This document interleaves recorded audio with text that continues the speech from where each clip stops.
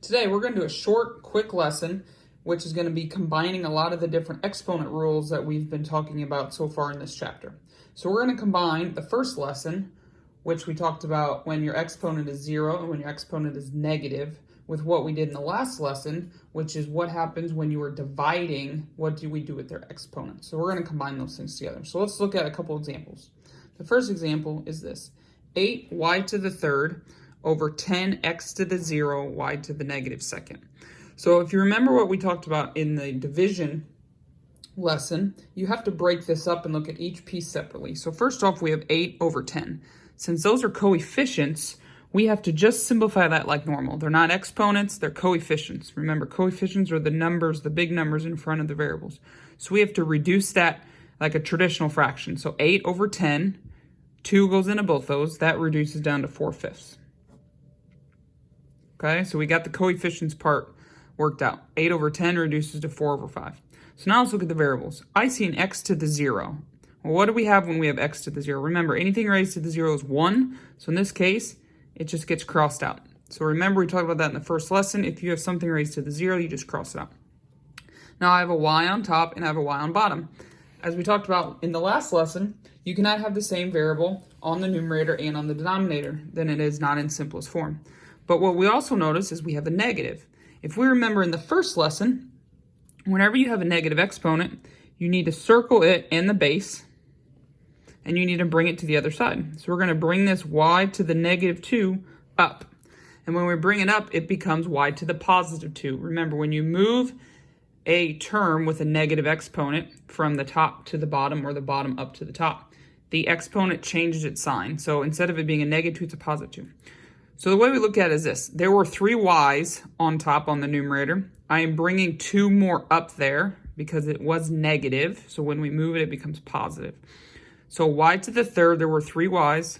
I'm bringing 2 more up. So the y to the 3 and now y to the 2, how many are up there total? There's 5. So y to the 5th is on top.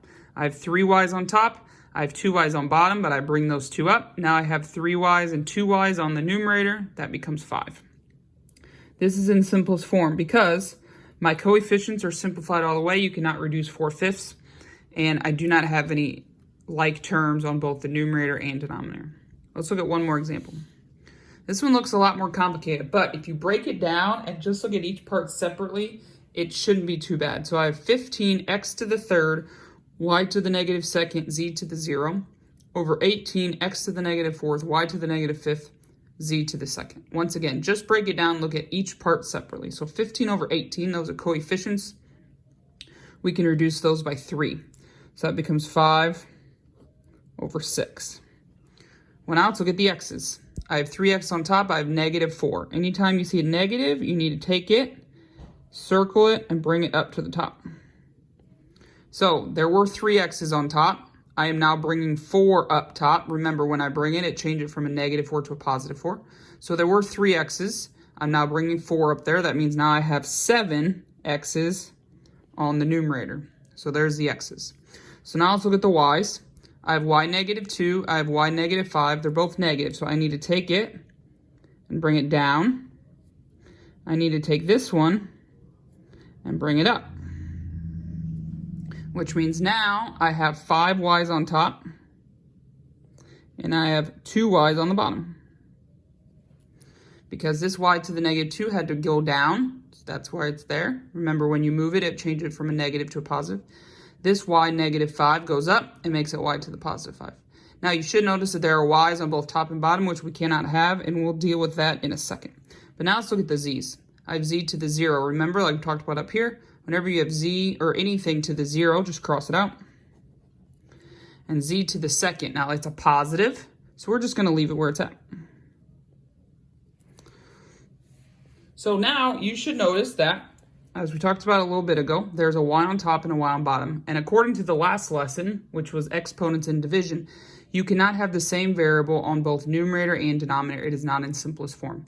So we need to reduce those. So as we talked about in the last lesson, if you were to think about 5 y's, if I wrote out 5 y's on top and wrote out 2 y's on the bottom and cross them out, there would be 3 y's left over on the top.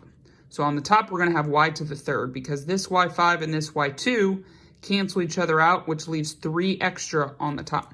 So my answer is 5x to the 7th, y to the third, all over 6z to the second. And that is in simplest form because the 5 and the 6 cannot be reduced. I have an x, I have a y, and I have a z. I do not have the same term, the same variable on both top and bottom. We cannot have that. That's why we had to simplify the y's down. And I have no negative exponents. The other thing, in order for it to be in simplest form, for it to be your answer, you cannot have any negative exponents. You should not have any negative exponents in your answer, which is why I have to take the negative exponents and move them so they become positive.